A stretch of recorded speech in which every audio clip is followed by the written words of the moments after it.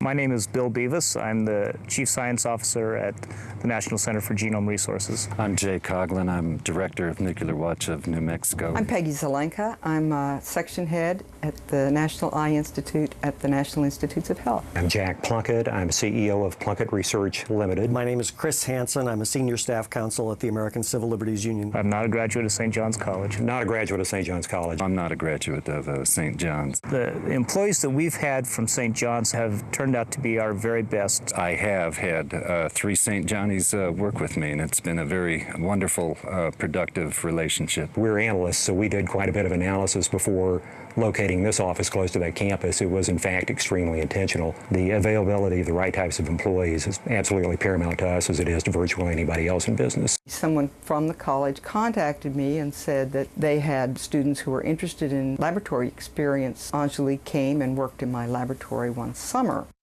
She learns very quickly. She can read and comprehend and interpret what she reads very, very well. We can give her the protocol for a procedure, and she'll take it home and study it and read it, and sometimes she comes back knowing more details about it than other people in the laboratory even who've been using it. They have an uncanny ability to dissect and pull apart and evaluate questions in the way that scientists appreciate a great deal. You would have expected that software developers that get classical training in software development and information technologies would be your best. It turns out that St. John's has produced our very best software developers. It seems to me that the kind of programs that this college offers helps develop analytical thought and even helps translate that thought into expression. We'll generate about 17,000 pages of written material next year, which means we need people who really love written communication, who can write quickly and skillfully, who are great editors,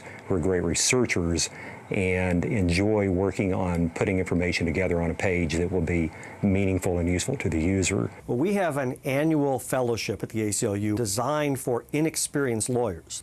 You therefore have to assume that they're going to need a lot of supervision. When Juan wrote the Sarah Jones brief, he largely wrote it on his own, although he and I had some conversations about it, and it was a truly first-rate piece of work. I did very little work on the brief after he wrote it, and it was submitted to the court largely the way he wrote it. When students go to St. John's, they work together very much in a seminar and a group study process, which means as they finish, they are extremely adept at working in groups, or what we might call a team around here, and we very much use a team approach. Whether you're managing a team or you're selling, it's interesting to see people that haven't practiced having conversations can't have them. To say what's the problem here and figure out how to deal with it is something that St. John's really prepares you to do. I once had a conversation with a CEO of a management company who liked to hire St. John's students, and I asked him what did he like about St. John's students. He can disagree with his boss, formulate the disagreement in words that are easy to understand, and then present the disagreement to his boss in such a way as not to offend the boss. These were very high-caliber people. Our students learn to think through any problem they have to think through. They have a skill of expression. They have extremely good communication skills, especially written communication skills. I was very impressed with the initiative she took. The diligence under which they performed the work. Not only was he very smart and very well organized and thoughtful about the work he did,